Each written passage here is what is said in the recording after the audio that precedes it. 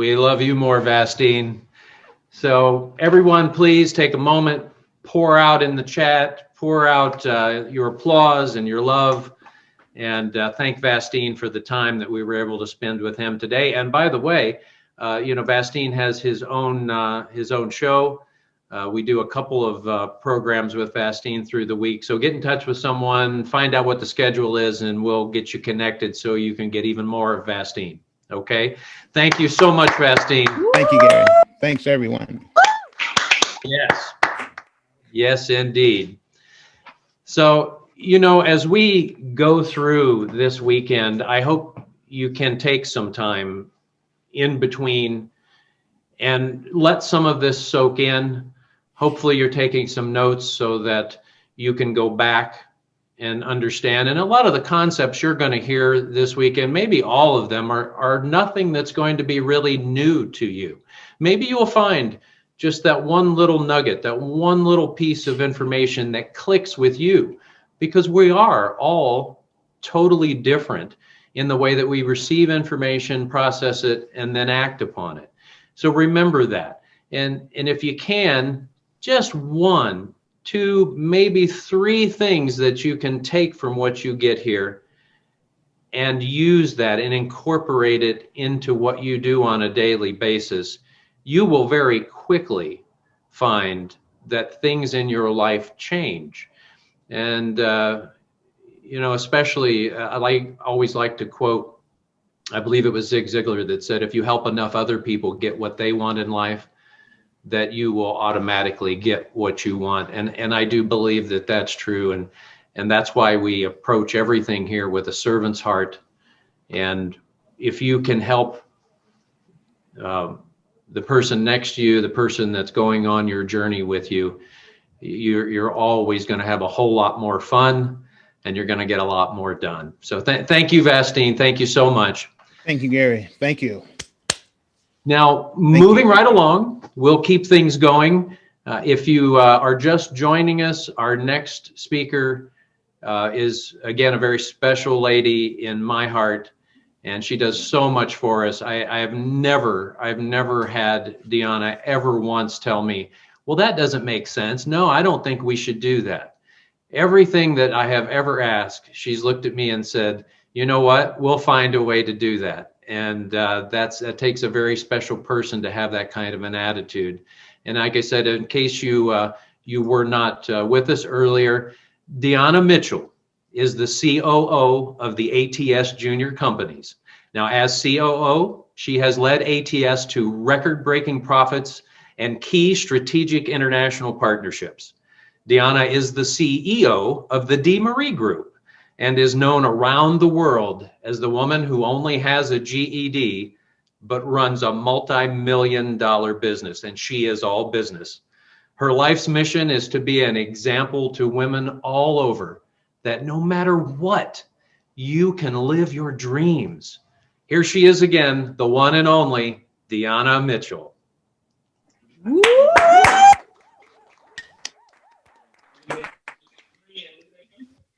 Thank you, Jerry. Thank you so much for an amazing introduction. Today, I'm going to talk to you about social media for 2021. I need you to do this so you can win. Before you do anything, you have to be up for the challenge. Nothing is ever what you think it is, and it's 100 times more than what you expect it to be. For my parents out there, I want you to close your eyes for a second and imagine being a parent. You had all these ideas. Oh, it's going to be this. Oh, it's going to be that. We're going to use Pampers instead of Hugs, Loves. We're going to use this instead of that. We're going to use Dove instead of Johnson & Johnson. We're going to use all this stuff. You have the room set up perfect. You have the drawers all nice and neat and everything nicely rolled and tucked in there. You have the diaper set up. You have the bottle warmer. You have everything. You have the bassinet set up in your room. You have everything is wonderful. But nothing is ever what you think it is, and it's 100 times more than what you expect it to be. Because the moment that kid comes, everything is flipped upside down. What you thought was going to be was never what you thought. The stories you heard are nothing compared to what you're actually experiencing. And the first time you have to take them to the emergency room, you're spazzing out more than the kid. I need you to understand that business is the same way. And if you're not up for the challenge, then this is not the path for you. But if you are up for the challenge, I congratulate you. So let's put on our armor and let's go. Now let's lay some ground rules. You need to know your end goal.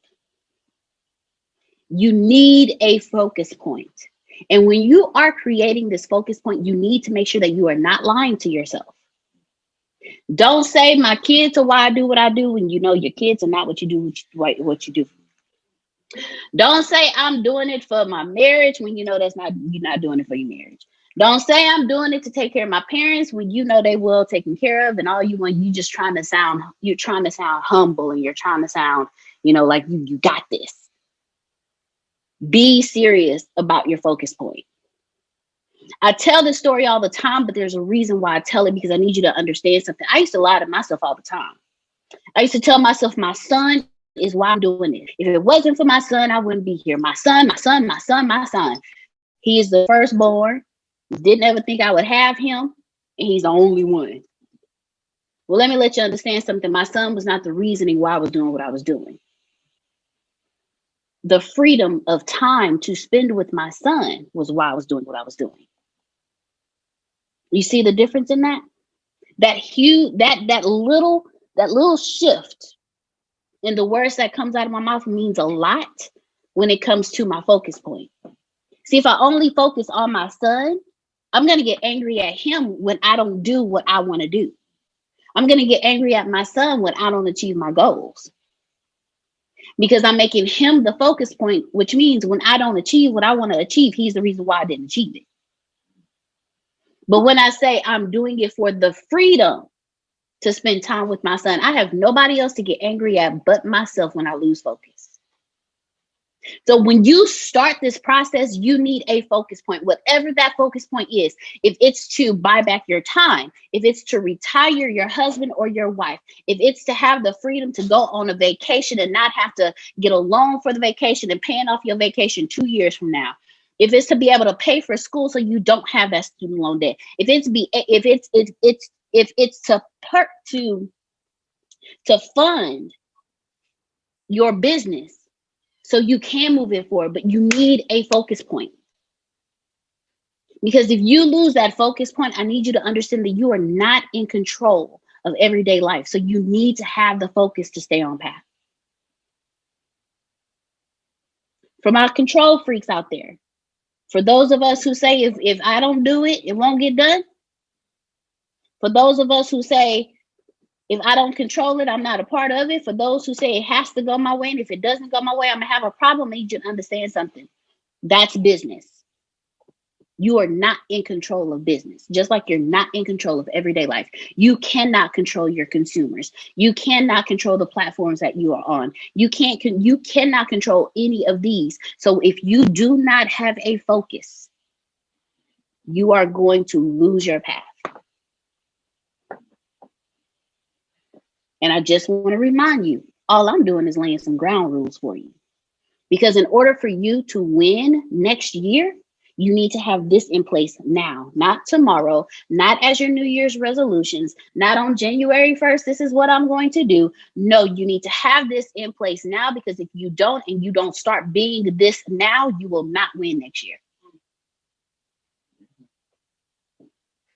There will be ups and there will be downs. Know this and take responsibility for everything that happens. It's your business. If you lose a customer, that's your fault. It's your business. If you gain a customer, that's your fault. It's your business. If your business fails in 2 weeks, that's your fault. It is your business. Take responsibility for everything that happens. Again, I'm just laying some ground rules. Learn from your mistakes, and thanks to Uncle Bastien East, leverage your mistakes and keep moving forward. If you make a mistake, ask yourself, how can I leverage this mistake so I can move forward and be prosperous in the future? Stop living in your mistakes in business and not being prosperous. Stop living in your mistakes in business and your account stays at a negative. Because the more you live in your mistakes instead of learn from them, you will never move forward. Have the uncomfortable conversations now to keep money in your pocket later. If you hired a family member, you know they gotta go, they gotta go. If you hired a best friend and you know they have to go, they have to go. If you are in partnership in business and this partnership is not prosperous for either one of you, have the uncomfortable conversation now to keep money in your pocket later. I cannot begin to express to you the conversations that I have had with other millionaires, and they actually say, if you don't have a good partnership, you can lose money. Antonio even broke down to us how to actually make sure that when you go into a partnership with anyone, it's a win-win situation and how to get out of it. But you have to have the uncomfortable conversations. And if you don't know your end goal, that uncomfortable conversation will never happen. And again, laying some ground rules. Deal with adversity better. If you don't deal with adversity better than you're dealing with it now, you will never win. If you don't have a focus point, you'll lose focus. You lose everything that's going on. You will have no idea what to do next. Anything that comes your way will hit you. Any pothole that comes your way, you will fall in it, and it will take you longer to get out of it. Deal with adversity better.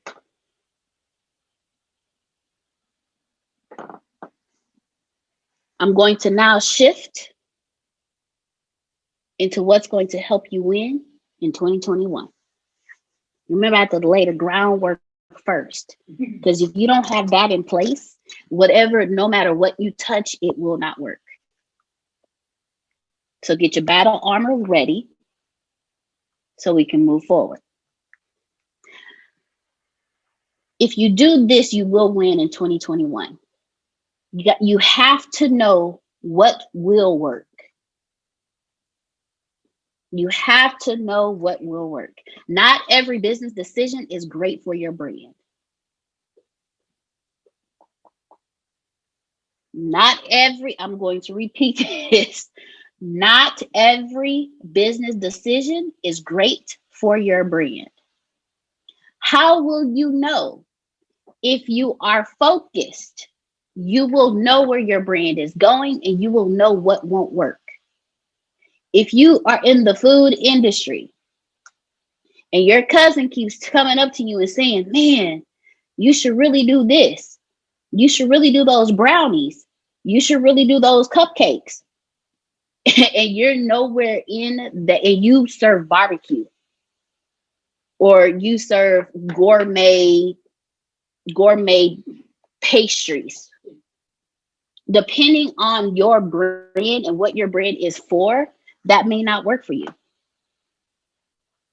If you are a coach and someone comes to you and say, hey, you should have a coffee line, that will not work for your brand. But it's not just that, it's the people you connect with within your brand. If you are known for being sleek, clean, and knowing what you are doing, and you decide to partner with someone who every other word out their mouth is the complete opposite of what your brand is, that is not a great decision for you to have a partnership for your brand. Antonio teaches us that when you take a stand on something, don't wobble on the line. You either go extreme one way or you go extreme the other way. But you have to understand, once you do it, stay there. Because not every business decision is great for your brand.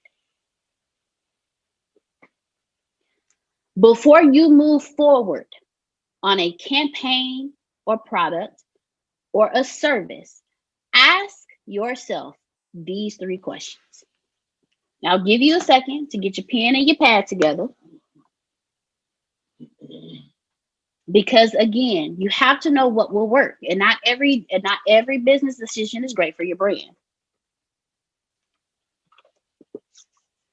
First question: does your audience actually use or need this product or service?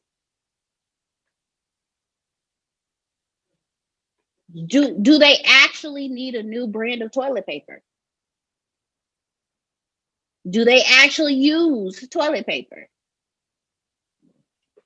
Do they actually need a new brand of straws? Do they use straws?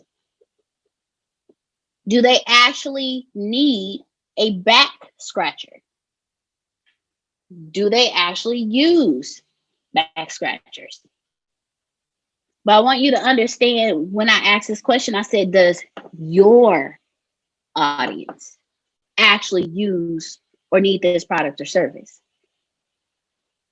Because while you may think it's the greatest invention ever, your audience may not even have a need for it.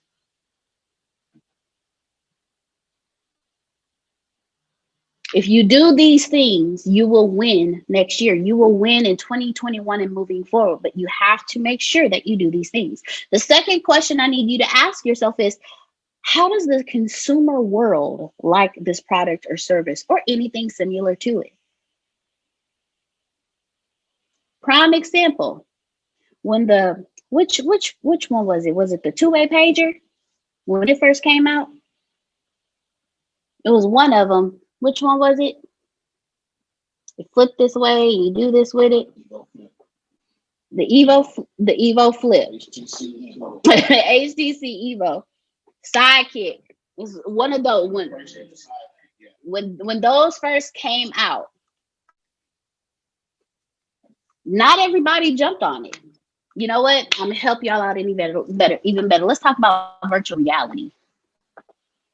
When VR first came out, and it's been out for years, but the consumers of the world really didn't like the product.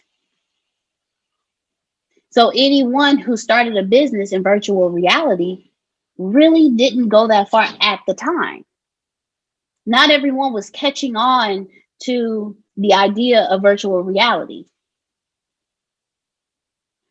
If your product is just like virtual reality, if your product is just like virtual reality, if your product is new and disruptive to this world, how does the consumer world like this product or service or anything similar to it? See, you have to do your research. You have to know what will work before you get into this, because not only do we get into business for ourselves so we can have the freedom for ourselves, but we also get into it to make money. So that's the second question that you need to ask yourself. How does the consumer world like this product or service or anything similar to it?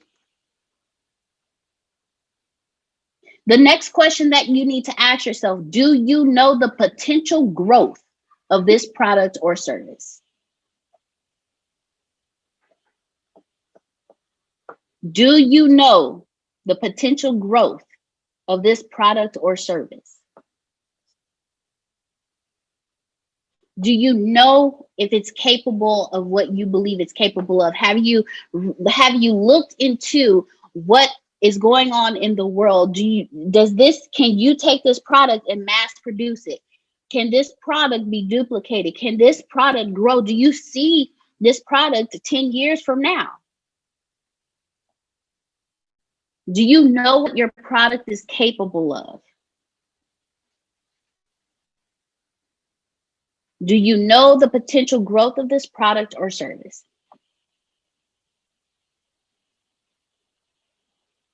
So ask yourself those 3 questions before you move forward on a campaign, a product, or a service, because these 3 questions will help you know what will work.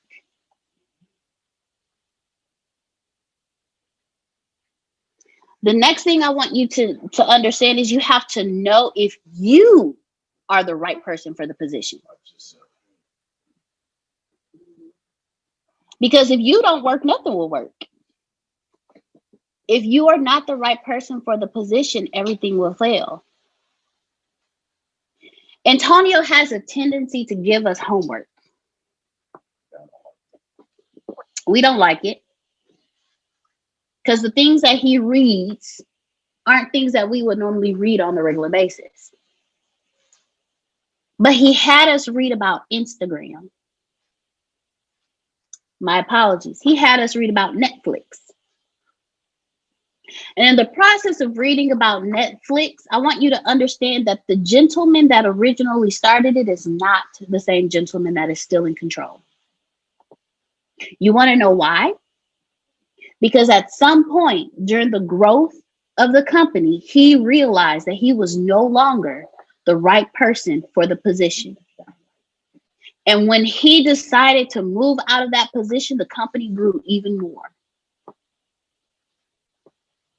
You have to know if you are the right person for the position. You could be the right person for the position now because it's your company. You're building it. You're growing it. You know where you want it to go. But at some point, you're going to have the uncomfortable conversation to keep money in your pocket later. You're going to have to deal with adversity. And you're going to have to sit back and decide, okay, this business has grown further than I could ever imagine. Am I the right person for this position now? Or do I need to bring someone on who is smarter, understands more, and is more of a visionary than I am for this company to move forward? And I need you to understand it's okay if you are not the doer. Find someone else who is.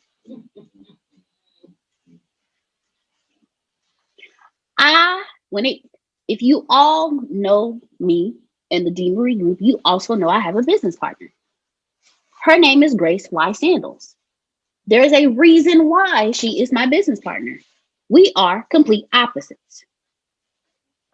I am the one, Grace, what if we did this? What if we did that? What do you think about this? What do you think about that? Grace is the one who says, okay, are we doing it? Because if we do it, I need you to tell me what to do. Oh, what about this? That sounds great, D. Are we going to do it? Because if we are, I need you to tell me what to do so I can do it. I am not the doer. And that's okay. Because I have someone who is. I am partnered with someone who is. Because I know I am not the right person to do certain things. And it's okay, but you cannot lie to yourself when it comes to business. If you are lying to yourself in your personal life, you're lying to yourself in business, and that's why neither one of them are working. Because things will work as far as you will work.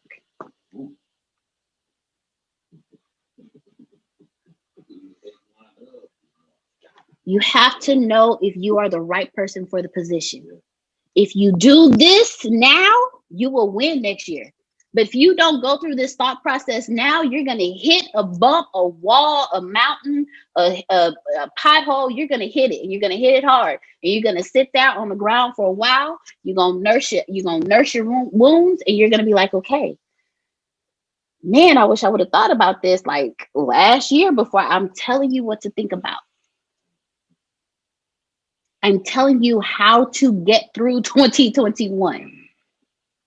Do this and win now. Don't wait until January 1st and be like, okay, let's do it. No one becomes a winner waiting. No one becomes a winner waiting. Your procrastination is you waiting. That is not winning. You saying, well, I'm going to start the new year off right is you waiting, not winning. Millionaires do it today. Antonio drives us crazy when he says, okay, do this. And then 30 minutes, an hour later, okay, no, do that. It drives us crazy. But you want to understand something? He made a decision. He made a decision at that moment, and now it's time to move. You don't make a decision and wait to move, because if you wait, you're going to lose out. That's why there's no money in our bank accounts when it comes to our businesses.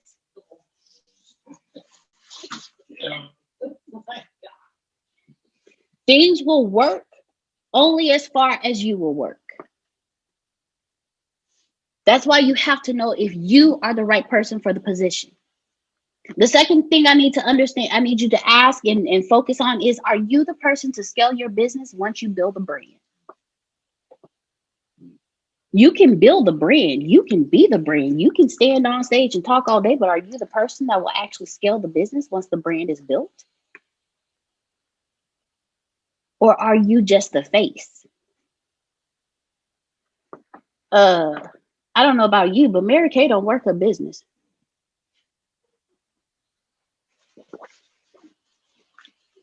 She don't work her business.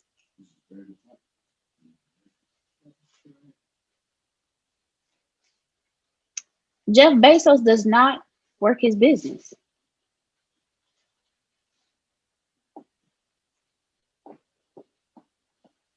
Antonio T. Smith Jr. does not work his business.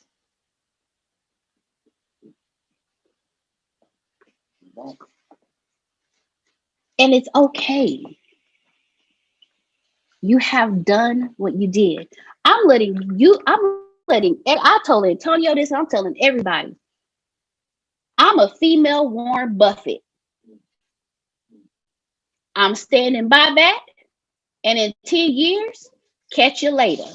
Because once I build the brand, I'm gone. Why would I stay and work my brand when I've already put everyone in place to work it for me? Build your brand and understand if you're not the person that will scale your business, move out the way and find someone else who will. You've learned this much when it comes to business. It's okay to find somebody else who knows more than you that can move it further. Can you make the decision quick and be slow to change your mind? There will be times where you will have to make a split decision when it comes to your business. If you cannot make the quick decision and be slow to change your mind, you will lose. You will lose out on business opportunities. You will lose out on business partners. And you want to know why? Because you took forever to make a decision. Or you changed your mind way too fast. It took you 2 years to say, paint the wall blue. And then you come back a day later and say, no, change it to red. How about we change it to red? Now you look at it for 2 years and like, you know what? I've been looking at that. It doesn't work for the work environment. It's not cohesive to our unit anymore. So let's go ahead and put it at a sky blue or a yellow to brighten it up. You know what? We now have more extroverts than we do introverts. So let's create an environment for our introverts, but let's make out here super bright and fun and all close together for our introverts. Antonio can make a decision quick and be slow to change his mind. That's why he drives us crazy. Because he makes decisions so fast. We like, wait, you just told us, you just made this decision here. Wait, hold on, wait. But are you the same way? You have to know what will work. You have to know if you're the right person for the position. And it's okay if you're not. I understand. You have been dreaming of this business all of your life.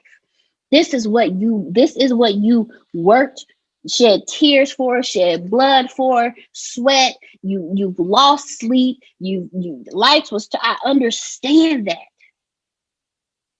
But are you the right person for the position when it's really time to move forward? And if you're not, it's okay. It doesn't mean that you failed if you find someone else to do it, but it does mean you failed if you stay there and your business doesn't move.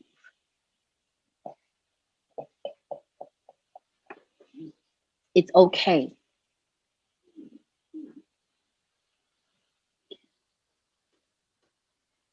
Moving forward, you're not the only one in your industry. The things that I'm telling you are things that you need to do so you can win 2021. You've done everything your way 2020, and you're still where you started. So how about we try something new? Open up your minds, have your pen and pad ready so we can try something different next year. Because doing the same thing over and over and over again, expecting different results, is insanity. And I don't know about you, but after a while, you get tired of being insane. So everything I'm telling you to do is so you can win in 2021. Let me recap. If you're not up for the challenge, then this is not for you. If you are up for the challenge, I congratulate you. But remember, nothing is ever what you think it is, and it's 100 times more than you expect it to be. Ground rules. Know your end goal. If you don't know your end goal, you'll get off focus very easy. And once you're off focus, it's going to be hard for you to get back on focus. Know that there will be ups and downs, and you need to take responsibility for everything that happens, because it's capital YOUR, your business. Learn from your mistakes and leverage them. Have the uncomfortable conversations now to keep money in your pocket later, and learn how to deal with adversity better. Then you need to know what will work. Not every business decision is great for your brand. You need to ask yourself those 3 questions. Does your audience actually use or need this product or service? How does the consumer world like the product or service in anything similar to it? And do you know the potential growth of your product or service? Then you need to know if you will work. Are you the right person for the position? If not, find someone else who is. And it's okay if you are not. Things will only work as far as you will work. Are you the person to scale your business once you built the brand? And can you make the decision quick and be slow to change your mind? So now that I've recapped, let's move forward. You are not the only one in your industry. You aren't. You're not the only one in your industry. I am not the only digital marketing company. And ATS Business University is not the only business university. But I'm going to break down to you why we're different. There are 3 main industries: health, wealth, and relationships. Let me repeat. There are 3 main industries: health, wealth, and relationships. Everything, every product, every service in this world falls under those 3 industries: health, wealth, and relationships. You are not creating a new industry. You are a part of one of these 3 industries. You are not the only one. So when creating your brand, your business, your service, your product, don't be better. Be disruptive.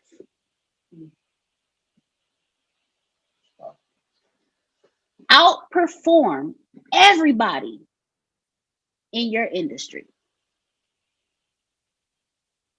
Let's bring it to the ATS JR companies. With the ATS Business University, we fall under wealth.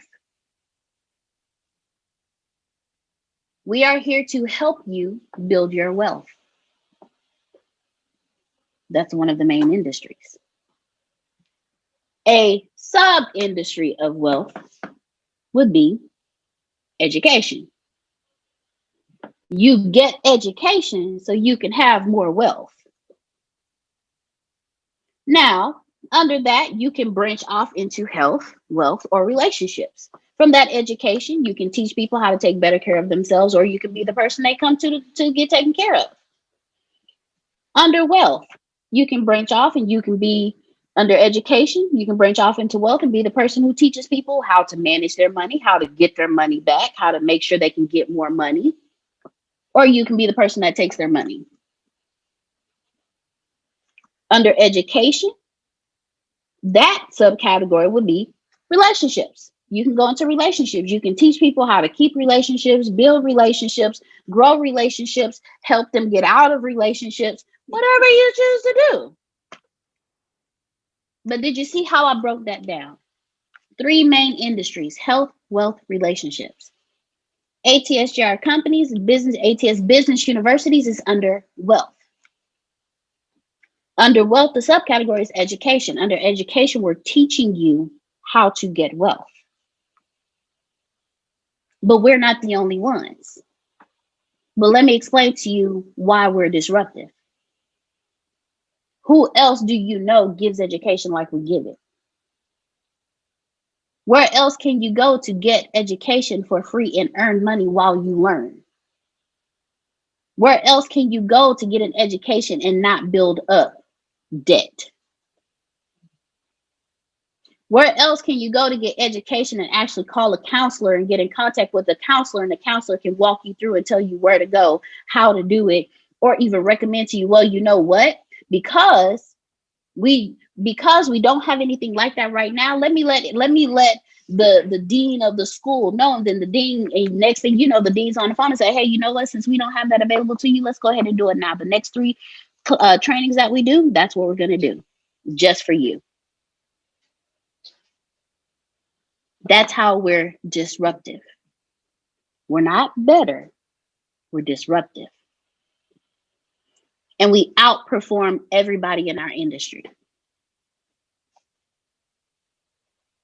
Can you really go into your university and get access to your counselors without having to make an appointment? Do you have direct access to the dean of the university? Let me back. Do you have direct access to the people who actually run the university? Bump the dean. Do you have access to the board of directors? Do you have access to the man that writes the checks? Do you have access to the person that says, this is what we're going to do, and it happens across the entire campus? No, not that I know of. And I've been to a couple of college campuses, and I've talked to a few different counselors. And not once have they ever said, well, you know what, let me go talk to the board of directors for you. Actually, you know what, they're available right now. Why don't you follow me? I've never had that happen. Have you had the board of directors do a video and send it directly to you for your birthday? We are not better than anybody else, but we're definitely disruptive. We are not the only ones in our industry, but we're disruptive. We outperform everyone in our industry because we're disruptive. And one of the reasons why is because we have a killer customer service system in place. If you've been a part of it, you understand what we're talking about. Again, my position is COO of the ATSGR companies. My position is to protect the CEO of the ATSGR companies. I can't begin to tell you how many times I have said, Antonio, don't do this. And he has said, no, we're going to do this, because my job is to run the company and to protect the CEO. The CEO is saying, no, if they need to talk to me, they will talk to me. We have a killer customer service system in place is because our CEO is not about money. He's about you.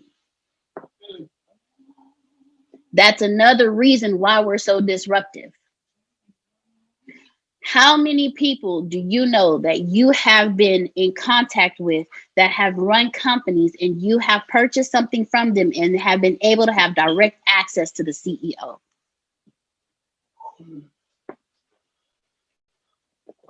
I don't know about you, but it's a few people it's a few companies I wish I could get in contact with the CEO, because I have some questions, some comments, some concerns, and some recommendations.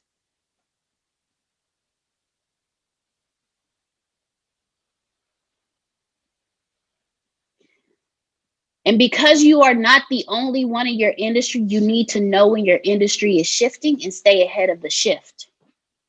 Why do you think the ATS Business University is how it is? The way you stay ahead of a shift in your industries, you pay attention to the consumers. Everything in this university is built for the consumers. Not for me, not for Grace, not for Tempest, not for Monica, not for Reginald, and it's sure not built for Antonio. It's built for you. We listen to what you say. When you come to one of us, we go to Antonio. Hey, Antonio, somebody recommended this, and you've seen it in action in the morning meetings that we have. You've seen somebody say, hey, Antonio, I think we should try this. And what happens? If it is beneficial for the brand, it's done. If it helps our students grow, it's done. If our consumers say we need a separate learning area for our silver sneakers, it's done. If our students say we need a place for our VIP members because we've been here since day one, it's done. Who else do you know does that? That's disruptive.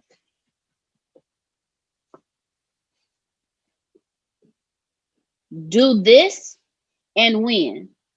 And I need you to understand, just because your company is not there yet does not mean you can't put it into place now. Antonio tells you all the time, steal from him. Take what he has and use it for your company. You do understand that you can build out your company before you get your first dollar, right?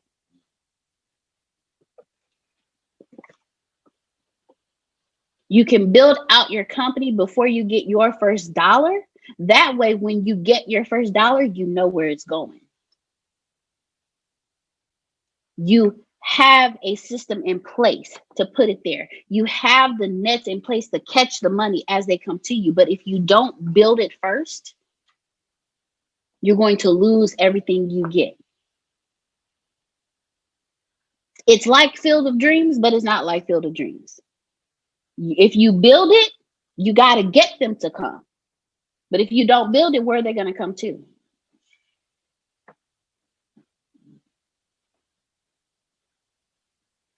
You are not the only one. Health, wealth, relationships. Don't be better. Be disruptive. Outperform everyone in your industry. Have a killer customer service system in place and know when your industry is. Let me rephrase that one for you. Know when your consumers are shifting so you can stay ahead of your consumers. And side note from my script, when it comes to your consumers, I need you to understand that they are just like you. They think just like you. They act just like you. Just because you're a business owner does not mean you are not a consumer. If you have an issue with something, guess what? Your consumers are going to think the same way you think.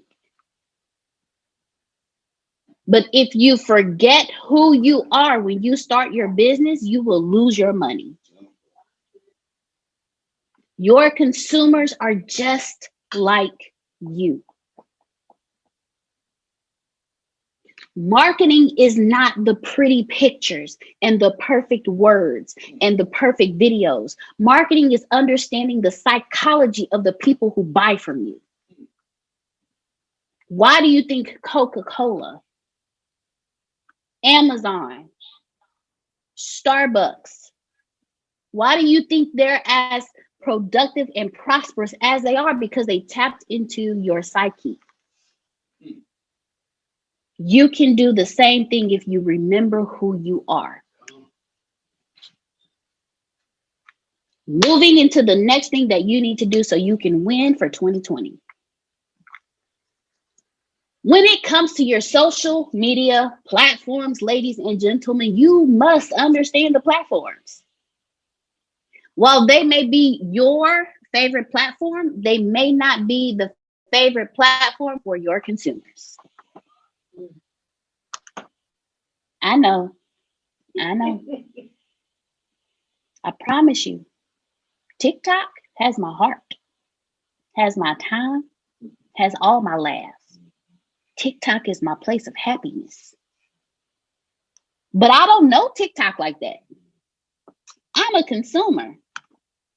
So since I do not know every platform, just like you don't know every platform, find an influencer or someone who mastered the platform and create a strategic alliance. What strategic alliances allows you to do is create a win-win situation for you and the person that you are aligning yourself with.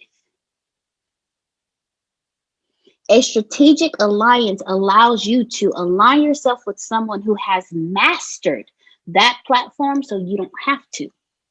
And you allow them to help you build your brand and speak for you. And all you do is come to an agreement on what will happen when the money flows in. So guess what? You don't have to know every platform, but find someone who does, who has mastered it. Find an influencer. You don't want to just get any old body. You want someone who matches your brand. Remember what I said before, not every business decision is great for your brand. That's why it's called a strategic alliance. Not, hey, do this for me. Not, oh, I don't feel like doing it, so I'm just find someone who's on this platform. No, it's called a strategic alliance for a reason. Find an influencer or someone who masters the platform and create strategic alliances. Antonio has given us the questions to ask ourselves when creating strategic alliances, and I'm going to share them with you. Have your pen and pad ready, and we're about to roll. First question. In the mind of my customers, will this alliance weaken the brand of company X? Company X is your company. So I will put me there. In the mind of my customers, will this alliance weaken the brand of the Deanery Group? So please insert your company there. That's the first question. The second question that you need to ask yourself is, will I have adequate control over how my brand will be used and displayed?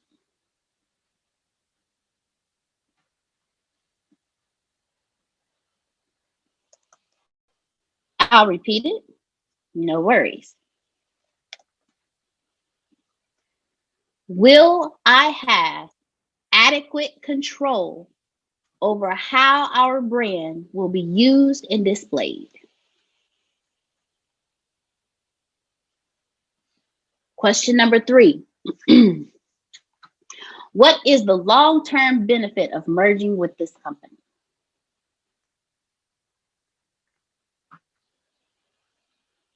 What is the long-term benefit of merging with this company?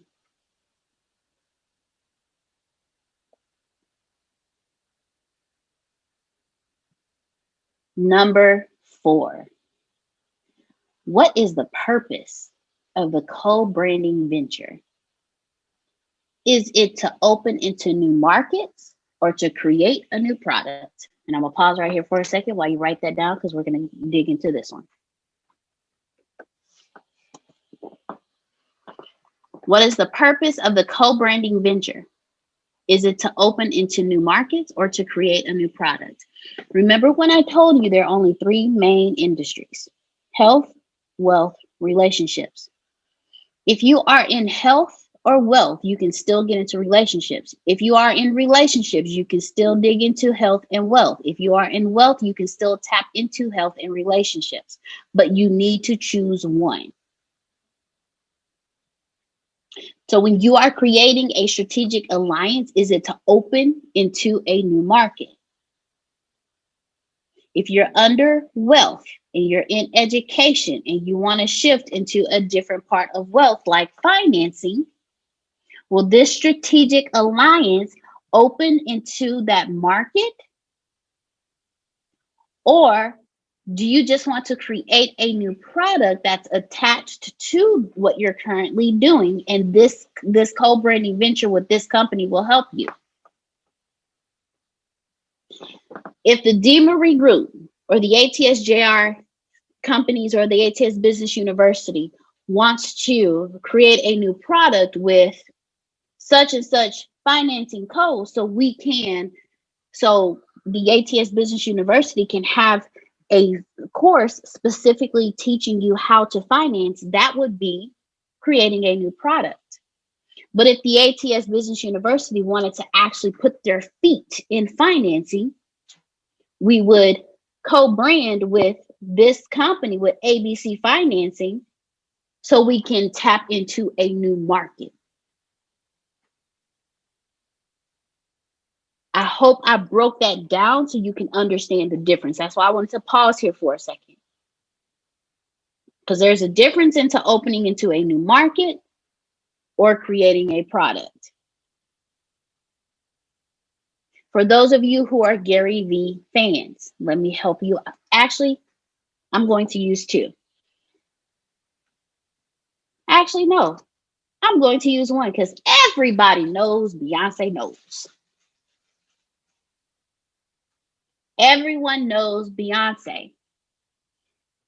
Beyonce has recently taken on a co-branding venture with Adidas. She is doing both opening into a new market as well as creating a new product. But if you think back, she's already been in this market before with her clothing line. So what she actually did was went into a co-branding venture with Adidas to create a new product. You see the difference there? Beyonce co-branded with Adidas to create a new product. In the process of doing that, she did open into a new market of fitness. But as far as opening into the new market of clothing designer, she was already there. So all she did was co-brand to create a new product. Gary Vee did the same thing. He co-branded with K-Swiss and created a new product. That's the difference between opening into a new market and creating a new product.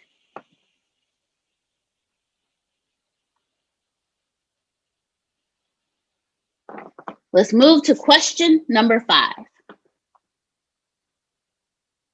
When you are creating a strategic alliance, what defines the measure of success for the joint venture? You both have to come together to determine, okay, this is success for us. So since this is success for us, how are we going to measure this? At what point will this be determined as success? The first sale, 100 sales, so many followers, having this many leads come through a month? What defines the measure of success for the joint venture?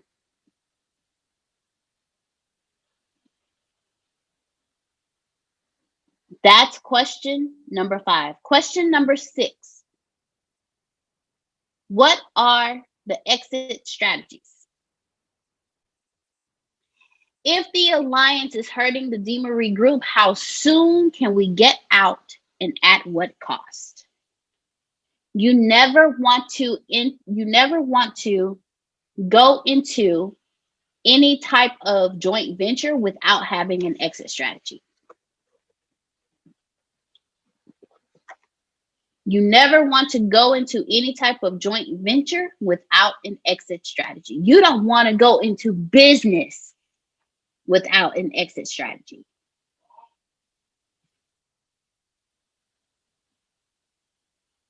Those are the 6 questions that you need. Okay, look, I'm not one to tell people what they need, because when somebody comes to me and say what you need to do is, I instantly shut them off. I am that person. But I'm telling you on this day, please be open to me. You need to ask yourself these 6 questions before you go into a partnership, a strategic alliance with anybody. And if you want me to push it a little further, I don't mind. Sidebar conversation from what we're currently talking about. When it comes to any relationship, you can ask yourself these 6 questions. Because what takes place in your personal life will bleed out into your business life.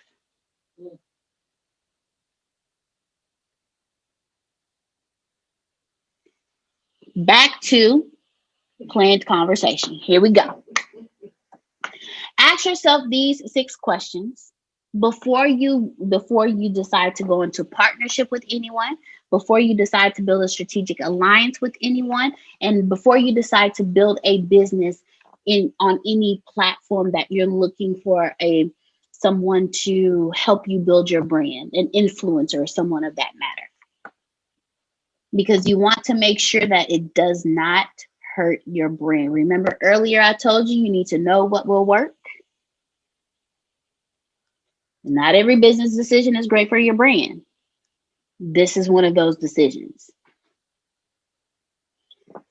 When understanding the platforms, each platform has a different dynamic. Facebook is not LinkedIn. Instagram is not Twitter. TikTok is not Snapchat. Every platform has a different dynamic. Every platform has a different audience. If your audience is of a certain age group, they may not be dominating Facebook. They may be dominating TikTok, Twitter, or Instagram.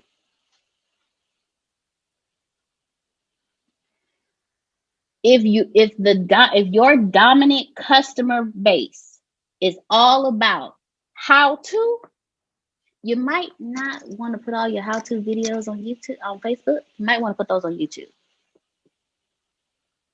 YouTube is the school of life. I learned how my windshield, my coolant, the container that the coolant goes into, busted. I learned how to repair and replace, because the repair didn't go so well. I learned how to repair and replace that particular container in my car off of YouTube. If you are someone who is teaching someone how to, YouTube is your platform. Know the audiences.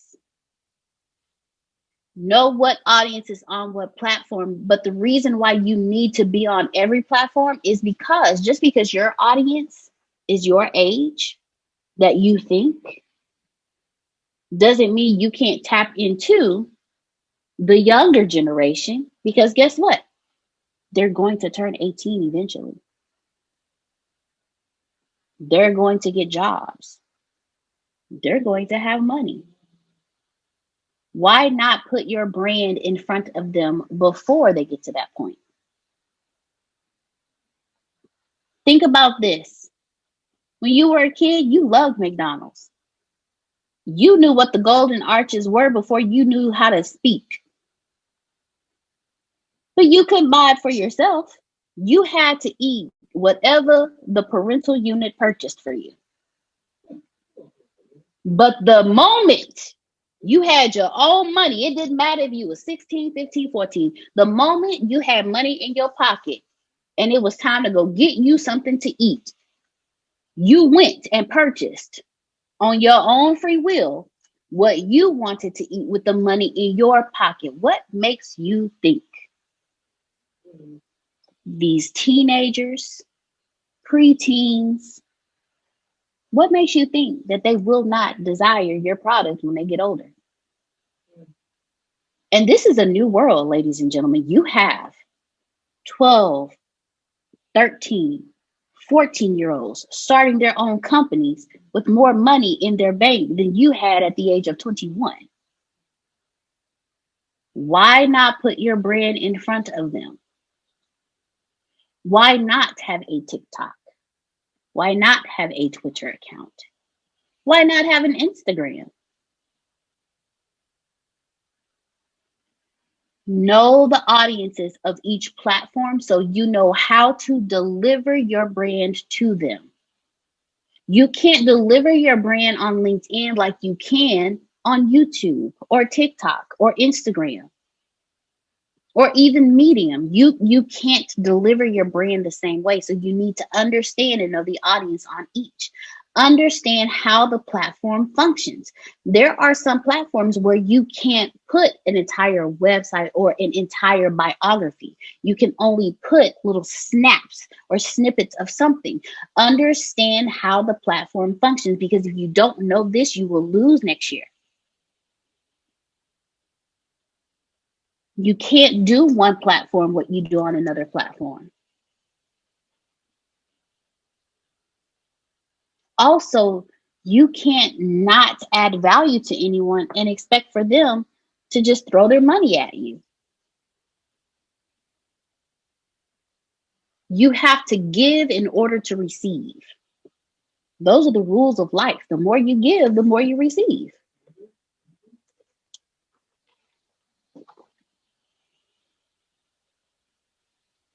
Pay attention to the growth of the platform.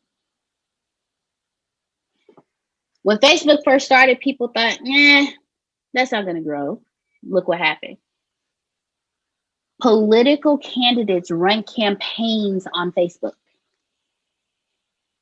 When Instagram first started, people were like, that's not going to work.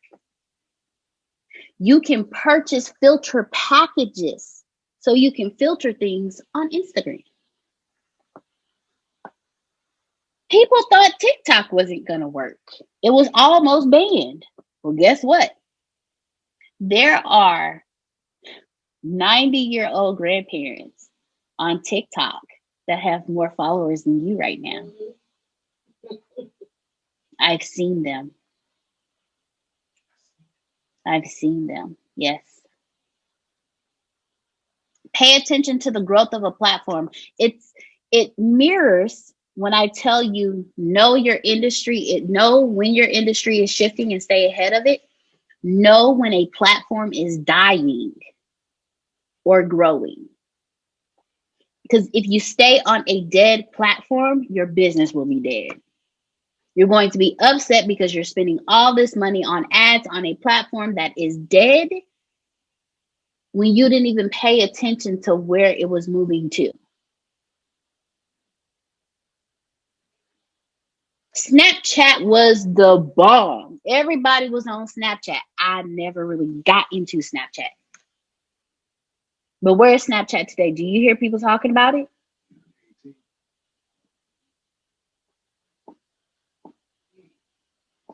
Do you hear people talking about Snapchat? I'm just asking. I haven't heard about it in a while. That could be me, though. That could just be me, but I haven't heard about it. And I know about MeWe, TikTok, Twitch, YouTube. I know about the major ones and some underlying ones that we don't know about.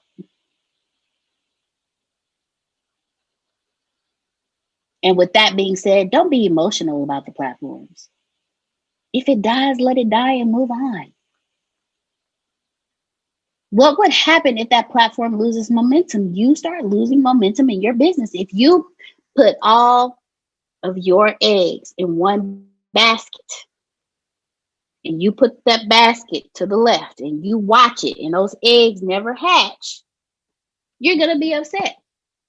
But if you put a couple of eggs in this basket, you put some eggs in this basket, you put some eggs in this basket and this one, and you put them in different areas, You get to test and see which area is more prosperous and see if that egg will hatch. It's the same way with your business. If you put it all on one platform, do you even know if your audience is on that platform? Do you even know who your audience is? And that's a conversation for a completely different day. Don't be emotional about the platforms. If the platform loses momentum, shift. That means your audience has also shifted.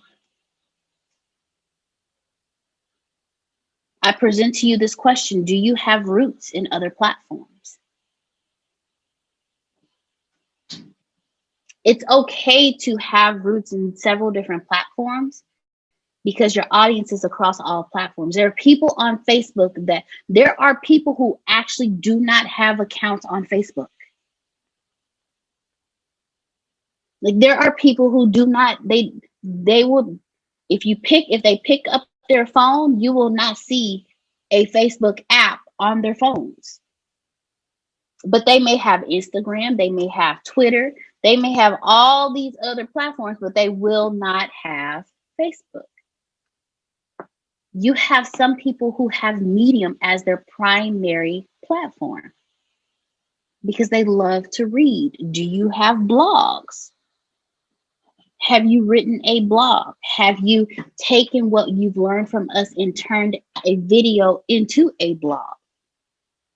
Have you broken down one piece of content to make 52 different pieces of content?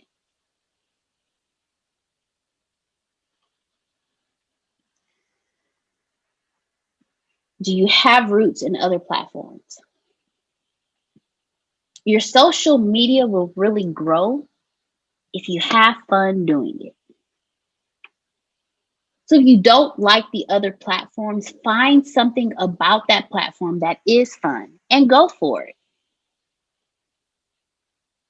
When TikTok first came out, Antonio was on top of it. I was like, it's okay. But I found something to love about it. There is community on TikTok. Everyone communicates through video.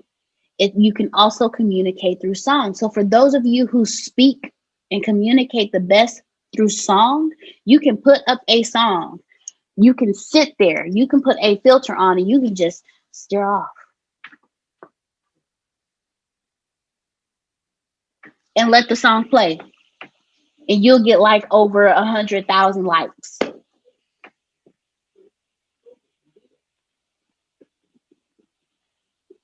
You can duet with other people on TikTok, which means you can actually communicate with somebody else via song. You can say, hey, duet this with me. And you can do a dance or whatever, or you can face a certain way and do a certain two-step kind of dance. And then somebody can duet that facing you and do the same thing. So it looks like you're mirroring each other. And it looks like you're dancing together. I love the interaction on TikTok. It's hilarious. You have people that have started their own comedy shows. Find something about the social media platform and have fun, because it's not going to grow if you're not having fun.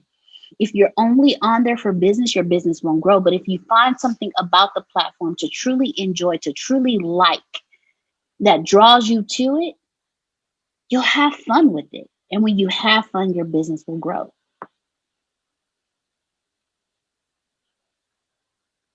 So understand the platforms, because you don't know every platform. Just because you have an account on every platform doesn't mean you know every platform. Please understand, just because somebody can Google you and find you on every platform because you have an account does not mean you know every platform. Do your research. You can actually Google dominant consumers on TikTok, and it'll break it down for you. This percentage high schoolers, this percentage 20-year-olds, this percentage, like it will, if you Google is a wonderful place. It's okay to Google it. Google the platforms, find out about them, who's on them, what's on them. And if you don't know every platform, how are you going to find an influencer on that platform to even build a strategic alliance with.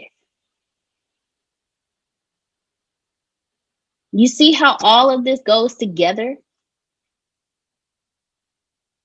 If you do these things, you will win. But if you don't, you'll be sitting there at the end of the year questioning, what did I do wrong? How did this happen? I did everything I did last year. That's where you messed up. You did everything you did last year. And because you did the same thing you did last year, you ended up in the same place.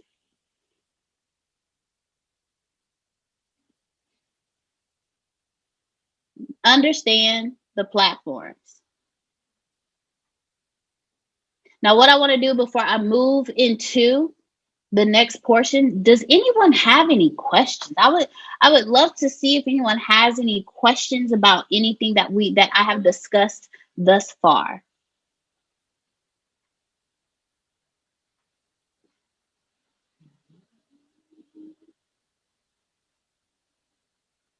Please feel free. I'm watching because I want to make sure that we all have.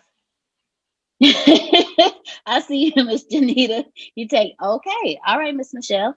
Thank you, Grace. I appreciate it. All right, Miss Tabitha Brown is killing it. I just want y'all to understand. Tiff Hey, is introduced Tabitha. Hey, Miss Abby, what's going on? I have a question. Okay.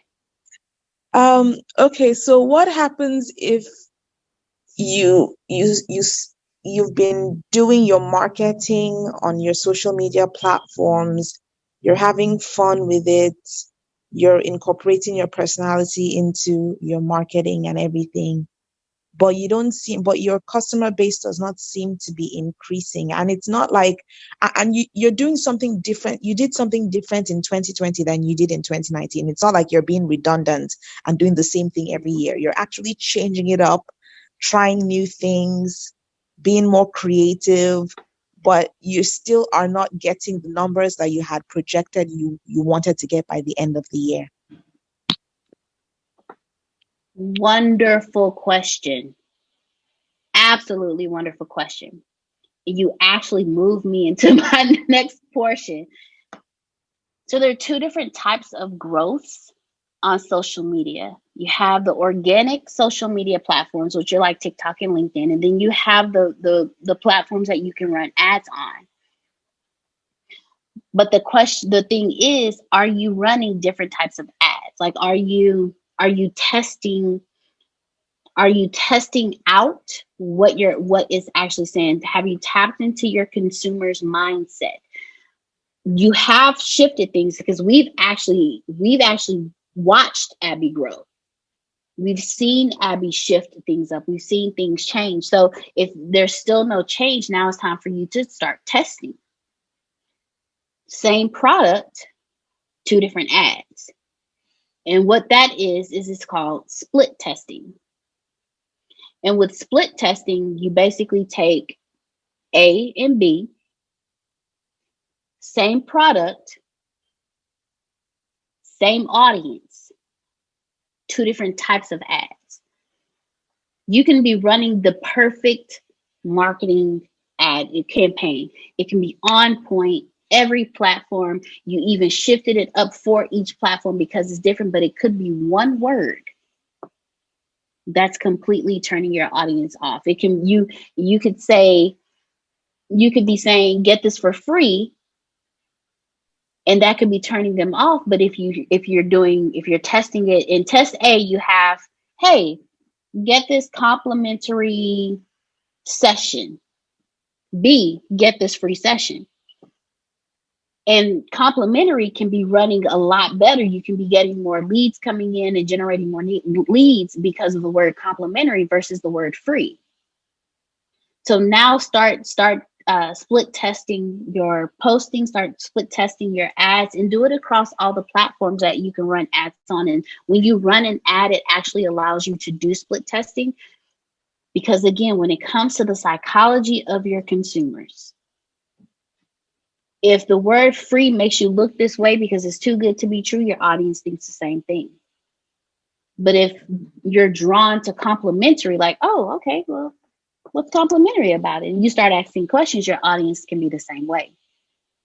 So now that you've done things completely different in 2020 than you did in 2019, for 2021, start split testing now. Take the ads that you've been running, shift them a little bit, change up the words a little bit, throw in some different colors, but change up the words to see what's different, and then run them side by side to see which ad is getting more attention. And when you find out which ad is getting more attention, you will also be able to see what type of consumers are attracted to that ad, because who you think is your consumer may not be your consumer. So the ads you're currently running could be focused towards specific consumers, when the ones that they're focused towards now may not even be who your actual audience is. I've watched that happen with Antonio. Here recently, his audience has shifted. It used to be 90% women, 10% men, and the women age range between, it was like 35 and 65. Now it's men 18 to 35, 80%, 20% men 18 to 35. So your audience can shift, especially with what's been going on this year, Abby. With the shift in economics, there could be a shift in your audience. So I would recommend try split testing and see how that helps. I hope that answered your question. Yes, it did. Thank you so much. I tried to put on my camera, but it's disabled. My camera is disabled. I can't turn on my camera, unfortunately. But thank you so much. No, go ahead and see if you can turn it on now, because I would love for everyone to see the beautiful Miss Abby. There she is. It's working now. Let me turn on. Yay! Sorry. There's Miss Abby. No, it's okay. It's perfectly okay. But we have watched Abby grow. Like, we have literally watched Abby shift her business. We've watched her grow. So with that question being asked, the next shift would be to do split testing. So you can find out, okay, what is it about this ad? Let me shift these words. Instead of saying, go get it, let me say, let's go after it. Just shift up just some words in it and do a split test to see what it is. And that could actually help you as well. Okay. Thank you so much, Deanna. Thank you, because that was an absolutely wonderful question, because those things happen. You can do what you did differently and it's still not working. And it's like, okay, I know there's something, but what is it? So that was an absolutely amazing question. And if you had that question, someone else did. So I thank you so much for asking your question. Mm-hmm. All right. So now, since Abby shifted me, I'm going to keep moving now. So I didn't see any other questions. So I thank you again, Abby, for asking that question. And let's go ahead and move on. You have growth in two different ways. Okay, Miss Michelle Black, if you want to go ahead and put your question in the chat for me, let me go ahead and answer your question for you.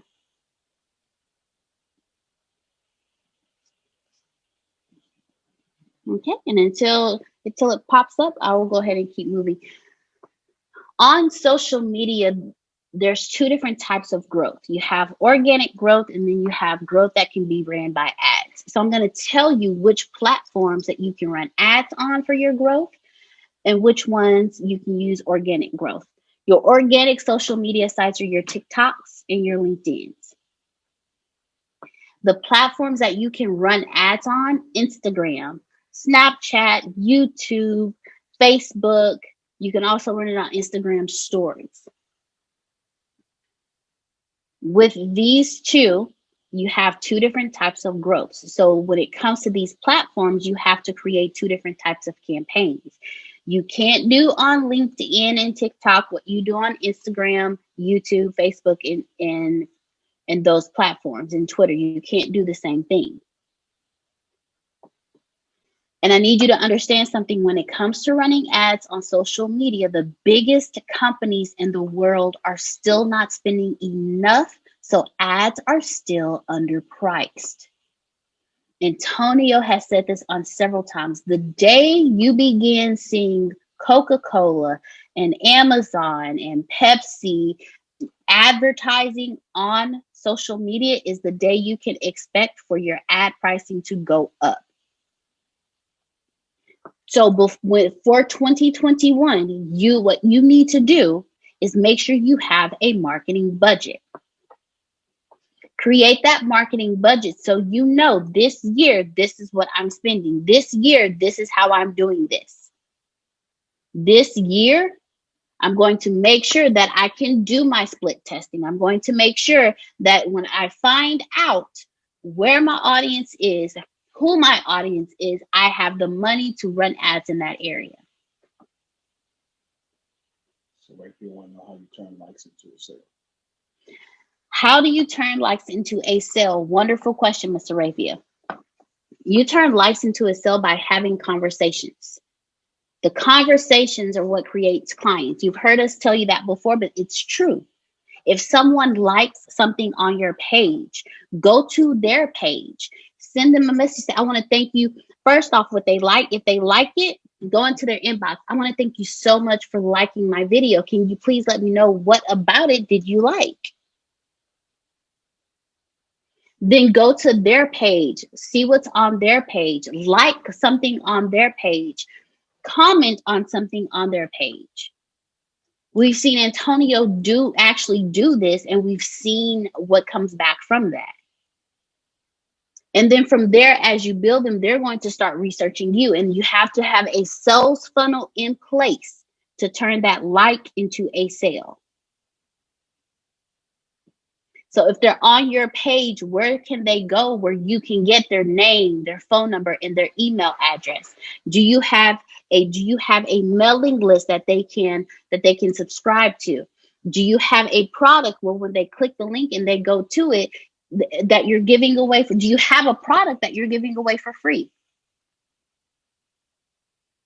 And when they click the link, you get their name, their email address, and their phone number. And once you have that sales funnel in place, once you have that sales process in place and you can funnel them through, where are they going after that? Do you have a customer service process in place to funnel them to have that one-on-one conversation with them? And then from there, do you have a product from the free product that you can upgrade them to? Because that's when you turn them into the sale. So you have to have that sales funnel process in place when they get on your page. You have to have the customer service process together. So once they get inside that sales funnel, how is that conversation going? Then you have to have the product in place that you want to upsell them to, but you also have to have a second, third, fourth, and fifth sales funnel process in place. Because you don't want to focus just on the first sale. You want to focus on the second sale and the third sale, but to take them from a like to a paying customer, it's all about conversation. The sales funnel is all about conversation. Whether you're having a conversation with them on the platform via videos, via podcasts, via email subscriptions, newsletters, and then you put them into a funnel where you're having a verbal conversation with them, finding out what are they actually looking for. How did they even find you? Because you're just curious as to how they found you. This also lets you know where your audience is coming from. And then through that process, you're also finding out, okay, well, since you came from there, what attracted you to this product? And then from there, you want to make sure that you keep the conversation up. So you have to have the customer service in place for the second, third, and fourth sale, because you don't want to always focus on the first sale.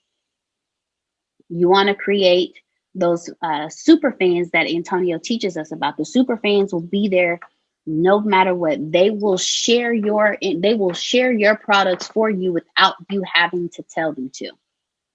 They will talk about you more than you talk about you, which should not happen, but you get what I'm explaining. So, Mr. Rafi, I hope that answered your question for you. I see. Got it. Thanks. Okay. Awesome. Do you have a free product you didn't know how to use correctly and you didn't have a sales funnel, but you're watching the video? All right. Yay, Mr. Rapier. Wonderful. So if you have questions, keep them coming, but I'm also going to keep moving because I know there's one of the greatest things about business is you can't do business from a self-serving position. When you do business from a self-serving position, you will lose your customers every time. Every time you'll lose customers. But when you do business from a customer service state of mind, in the mindset of serving others, you'll always have business coming to you. And so what I'm going to do is when you create your videos from social media, I'm going to present to you 8 questions that you can ask yourself. So when you're creating these videos for social media, you're creating them with the customer in mind. Yes, sir, Mr. Jerry, do we have some more questions?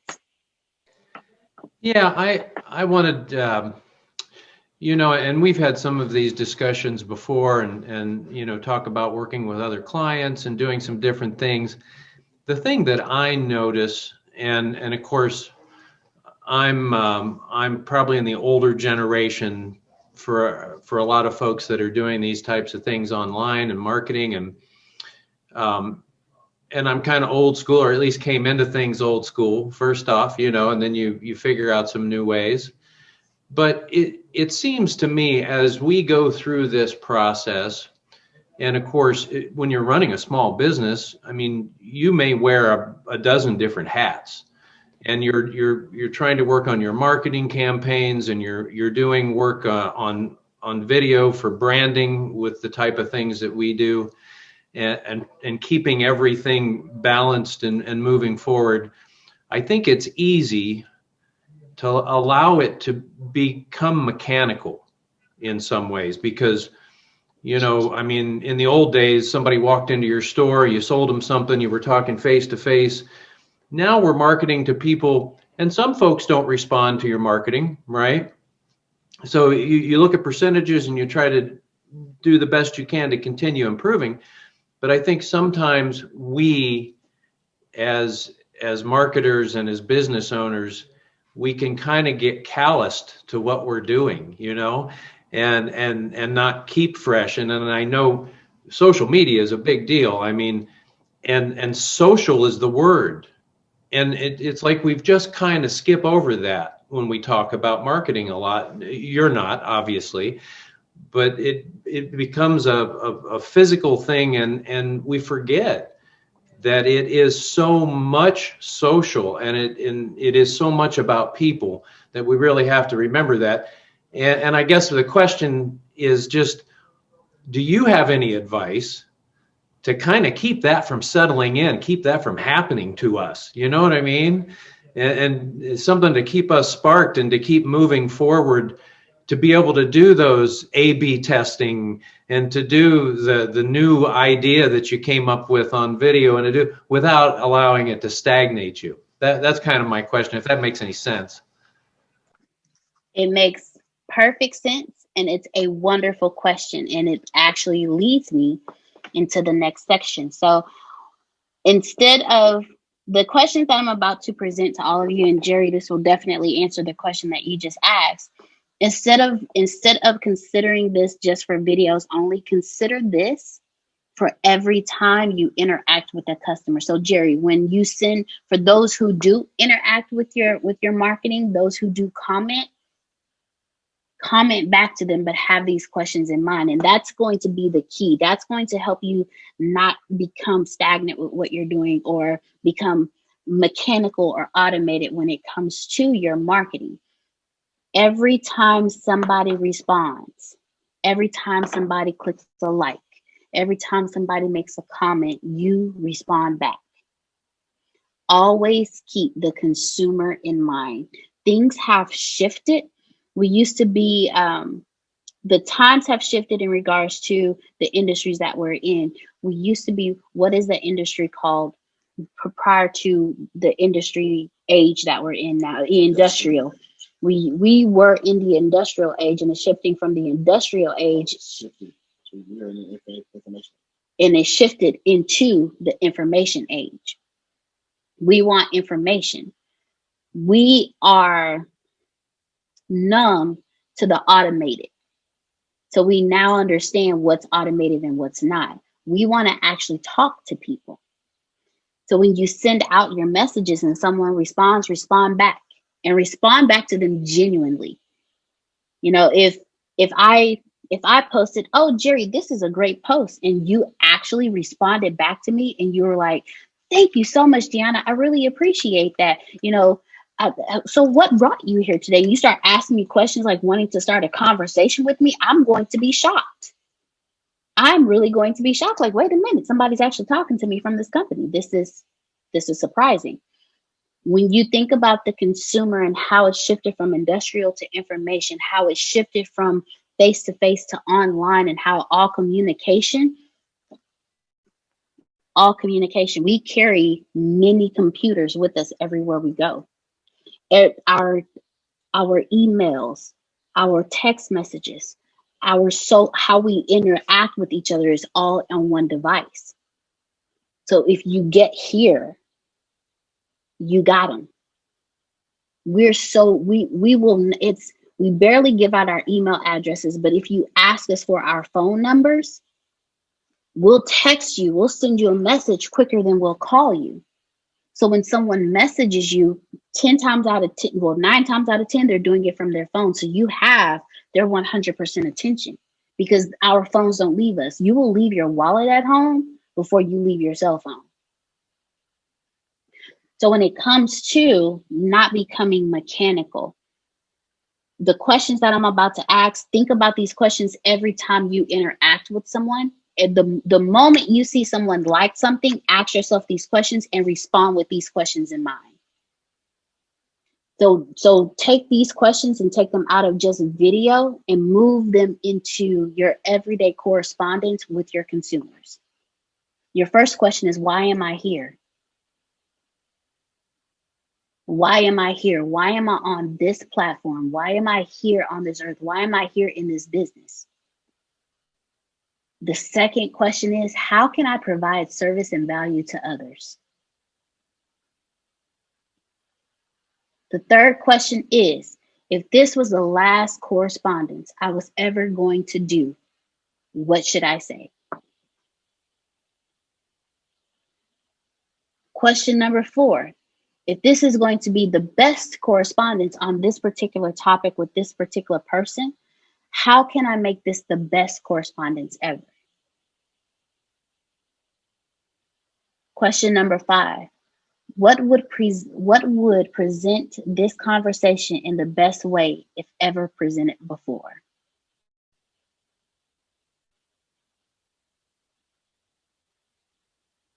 Question number 6, why do I share the content that I share? Why do I have the conversations that I have? Question number 7, what do I like about the conversations that I have, and what do I like about the content that I see? And the final question, how can I have a meaningful impact on the world? Ask yourself these 8 questions when you have a conversation, when you create any type of content, and they will help you make sure that everything you do is service-driven and not self-driven. Because when you're self-driven, you're not going to have the interaction that you believe that you should have when it comes to your consumers. But when you're service-driven, your consumers can tell, and they will always come to you. Antonio is service-driven, and each of you are here because of that drive that he has. So Jerry, I hope that answered your question, and I'm going to continue to answer each of your questions as we move forward. Because doing this in 2021 will help with the question that Abby asked, will help with the question that Sarathia asked, and will help with the question that Jerry asked. And the first thing that I want you guys to start considering is a texting platform. There are a total of 14.02 billion mobile devices in this world as of 2020, with the forecast of it likely to rise to 14.91 billion. In 2024, it is projected that the number of mobile devices globally will reach 17.72 billion. And out of all those mobile devices, 3.5 billion of them are smartphones. Our life is on this phone. We pay people through our phones. We connect our credit cards just so we can tap our credit cards so a payment can be made. We do business on our phone. We answer and send emails on our phone, text messages, phone calls. Everything we do is on this mobile device, on this smartphone. It's time for you to follow your consumers. If you make your business or do marketing in a way where you tap into their cell phones, you have a customer for life. Because like I said earlier, you will leave your wallet at home before you leave your cell phone, because guess what? You have your credit card attached to your phone. You can take a picture of your driver's license and put it on your phone and not take your driver's license anywhere. Car insurance, there's an app for it. You can download the app to your car insurance. Tap on the app, and if someone asks you for your car insurance, there is a place in that app where you can click it and show them your car insurance. It's time for you to have a texting platform of your own so you can reach your audience where they are. Wherever they have service, that's where you will be. Do this in 2021 so that you will win. It will transform your business. How many of you have personally texted Antonio, received a response back, and sat there and was like, wait a minute, did he actually respond to me? And for the record, myself, Tempest, Grace, Monica, and Reginald do not touch that phone. So you are literally getting a response from Antonio himself. And for those of you who are saying me and I have in the chats, doesn't that change your perspective when it comes to the company? You actually have someone responding to you. You actually have access to the CEO and he's responding to you.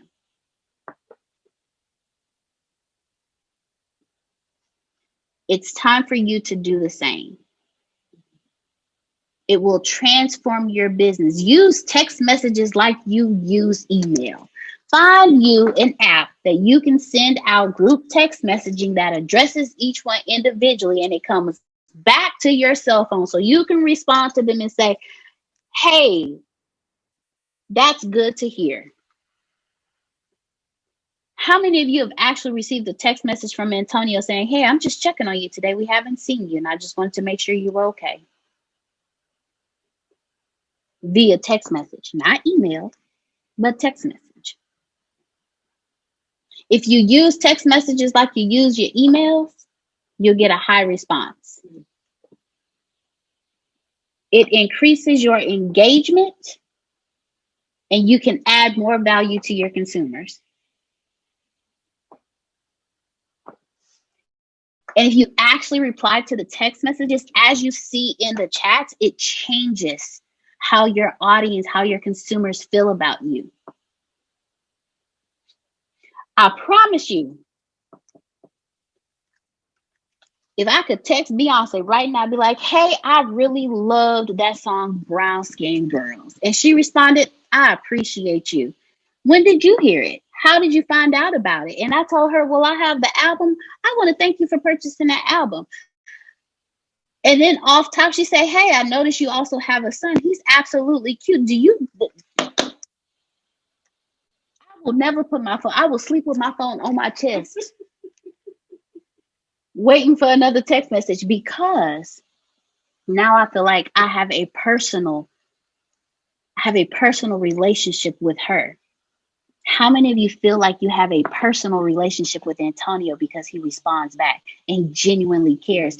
And he comments on things that you wouldn't think he knows about because he's actually paying attention to what you're doing.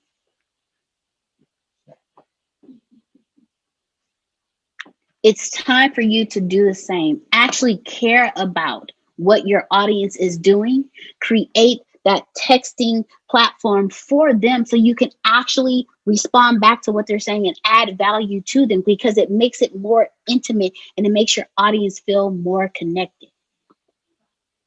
It's like I said, it's like getting a text message from your favorite superstar. So start creating a texting platform. Do this in 2021 and you will win. The other thing that I need each and every, again, remember I said, I really don't say need much, but I'm saying this for a reason. You need to stay up to date with what's going on in the world, and voice AI, which is artificial intelligence, is growing way too fast for you to not be on somebody's platform. When you're at home and you say, Alexa, play, don't you think you need to be on there when someone says, hey, Alexa, purchase Law's new book? Hey, Alexa, please email Miss Abby Speaks. Hey, Alexa, purchase apparel from Seraphia. You want someone to be able to verbally get a hold of your product. Start developing that now, because what it does, if you've noticed, we're moving more and more into artificial intelligence, and people, we don't like friction. We have gone through years of friction when it came to friction in our emails, to now friction in our social media, friction in text message, friction on our workplace, friction when we get home, friction when we go to work. There's friction everywhere. We want ease. So if I'm sitting back on my couch and I say, Alexa, play Antonio's indescribable, it's there, it's right there. I don't even know the name of it. Really? Something Something in this, oh my goodness, I have it. I gotta tell y'all. So you want someone to, oh, Alexa, play Antonio T. Smith Jr. I promise you, if you go to your Alexa right now and you say play Antonio T. Smith Jr., he will come up. You want the same thing for your company. You want the same thing for you. I just want to point this out. Law just said there's an actor on a major sitcom that responds to his DMs. The show got canceled, but he still responds. How do you think that has drastically changed Law's view of superstars in general? You want someone to do the same thing for you. Voice artificial intelligence. Also, it speeds. Speed always wins. If someone can access you just by speaking out, imagine how quick that is. Remember when we say when you create a sales funnel, you want it to be 3 steps or less. You want 3 clicks or less. Click, click, click, you're done. Imagine how fast it can be if someone can say, Alexa, purchase this, and they can purchase it without having to click anything, without having to go through any type of overload of anything, decision overload, none of that. They don't even have to do all of that. Speed always wins. So voice artificial intelligence, you need to start Googling that, researching that, getting into it and finding out how you can get your product on Google Chat or on Alexa. You need to figure this out. Use chatbots to create meaningful and useful conversations. A chatbot doesn't have to just say, "Hi, how can we help you?" You can actually take a chatbot and have it where there's 15 different conversations for one question. And you can have meaningful conversations with them through the chatbots. Antonio teaches us all the time, conversations create clients.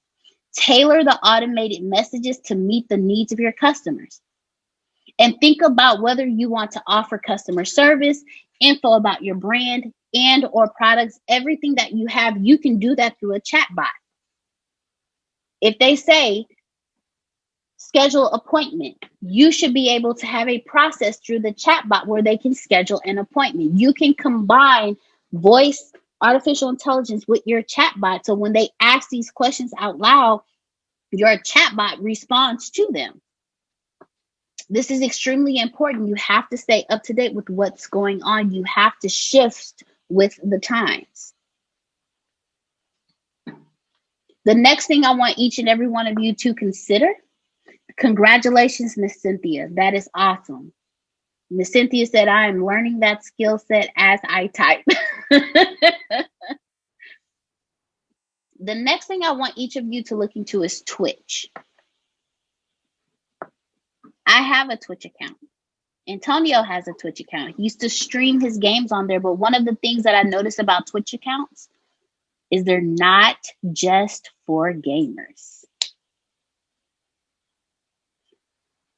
Let's say you're on there and you're having a wonderful discussion about something and you're showing someone how to use your product or you're demonstrating something and you want to go on there.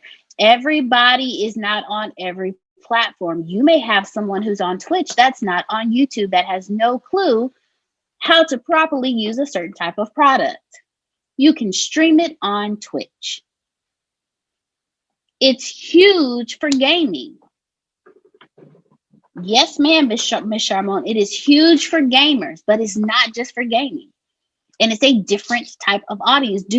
Just because they're on Twitch doesn't mean that they still have the same interests as your consumers. It just so happens that Twitch is dominantly for gaming, but it can be for something else. There is a church that has a Twitch account that goes live for church services on the Twitch account. They do Bible studies, they do concerts, they do church services on Twitch. But I guarantee you they're reaching an audience that they wouldn't normally reach. It's time for you to do the same thing. Study it. And when you study Twitch, think about how you can dominate that platform with your product. But you won't know it until you're in it. The next thing I want you to think about for 2021 is virtual events. Virtual events are evolving. I don't know if you guys have seen the ads that Tony Robbins has on Facebook, where he's standing in the center of a room and there are hundreds of thousands of screens and he is in the center and it's a huge circle. That is a virtual event, ladies and gentlemen. The world has shifted and it's time for you to shift. Learn how to do webinars and online conferences. I am proud of each and every one of you who have created Zoom accounts, who have been doing everything that you can to build your audiences and have conversations with your audience via virtual events. The podcasts that you are doing have shifted. You are going live more. You are becoming more virtual than you have ever been. And I'm proud of each and every one of you. In 2021, it's time to up it. Let's get some virtual events going on. Let's have some virtual conversations. Let's build some virtual communities. Learn how to do webinars, online conferences, build the virtual communities. Because the reason why this is important is because not everyone can travel, and not everyone will travel. With everything going on in the world, everyone has their alerts up. Travel from one country to the other is harder than it's ever been. So if you are having a live event, it may be harder to get your audience there. But if you do it virtually, you give them the convenience of being at home. You allow them to be able to have the playback, and you're able to get twice as much participation than you would an actual physical event. Why? Because all they have to do is do what they do on a regular basis. Sit back, relax, grab a snack pack, open up their laptop, and watch you and learn. And if they want to participate, they can put it in a chat, or they can leave their cameras off, or they can turn their cameras on if they decide that they want to get all dressed up and snazzy for the day, because they are in the mindset of, you know what? I'm going to be the part. I'm going to dress the part. I'm going to turn my camera on because I want to be recognized. They can do that. You can incorporate virtual into physical. I just used the example of Tony Robbins. He was in a physical location with virtual all the way around him. You can do the same thing. If you want to set it up that way, you can have maybe 10 people in the audience. If you're brave enough to do that, you can have 10 people in the audience, but then also set it up to where you have cameras placed all around so that the virtual is also taking place. You can have physical tickets as well as virtual tickets, because you're still able to do everything at once. Have a virtual aspect to your physical events that you do. If you are a dancer and you would like to do a dance conference, guess what you can do? You can still invite dancers. Create a virtual conference for it. You can still do dance camps and have a virtual setup for it. You can still do cooking shows. You can still teach cooking classes and do it virtually. If we can do school virtually, if we can do business virtually, we can do anything virtually.